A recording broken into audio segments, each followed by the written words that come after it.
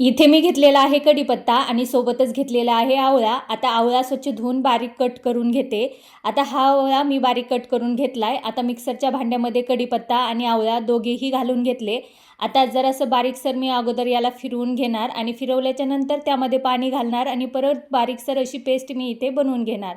आता मी लोखंडी तवा घेतलाय आणि लोखंडी तवा मी गॅसवर ठेवलाय आणि त्यामध्ये आहे ना पॅराशूट तेल मी घालते आणि पॅराशूट तेलची मी पूर्ण बॉटल या तव्यामध्ये घालून घेतलेले आहे आणि जे आवळा आणि कढीपत्त्याचं पेस्ट मी बनवलेलं होतं या तेलामध्ये मी घालून घेतलं. आता जरासं पाणी घालते आणि केस गळतीवर उपाय म्हणून आहे ना मस्त असं घरगुती साहित्यामध्ये मी इथे तेल बनवलेलं आहे.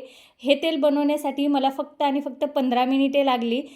तेल थंड होत आहे तोपर्यंत घरातील कुठलं ना कुठलं काम झालं पाहिजे, तर फरची पुसली, तेल छान थंड झालं आणि गाळणीच्या मदतीनं गाळून घेतलं.